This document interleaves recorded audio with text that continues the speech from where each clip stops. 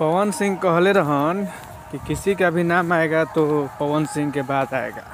तो कुछ गलत थोड़े कहले रहन, ये बात तो एकदम माने सही हवा में ना कहले रहन। अब पवन सिंह जौन कहेलन वो कम बोलेलन लेकिन सटीक बोलेलन। अब भाई बात सही बा। आज मार्केट में अगर कोई के गाना सबसे ज़्यादा बजता, खास करके हमनी के यूपी बिहार में, तो पावर स्टार पवन सिंह के ही बा।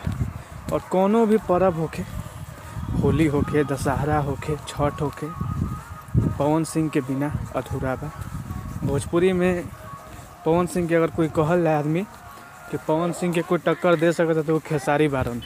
लेकिन देखल जाओ तो आज के समय में खेसारी भी पवन सिंह के सामने दूर दूर तक नहीं खन।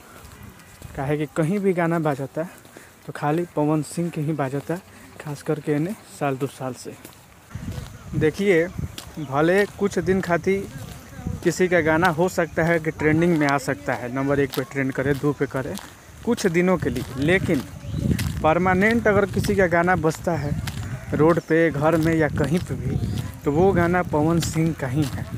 ठीक है, इससे आप इनकार नहीं कर सकते हैं। और आज भी जो है सरस्वती पुत्र पवन सिंह को ऐसे ही नहीं कहा जाता है, उनके गले में वास्तव में जो है सरस्वती विराजमान है।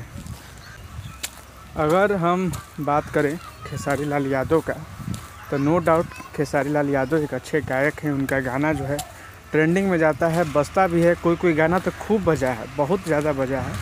ठीक है गाना हो गया, कोको कोला गाना हो गया, तो ऐसा कुछ गाना है जो कि बहुत ज़्यादा बजा है। लेकिन अगर बात करें परमानेंट का, कि जो सालों भर बज रहा है, सालों भर रोड पे सुनाई दे रहा है, तो वो गाना, वो आवाज़ जो है सिर्फ़ और सिर्फ पावर स्टार पवन सिंह का ही है।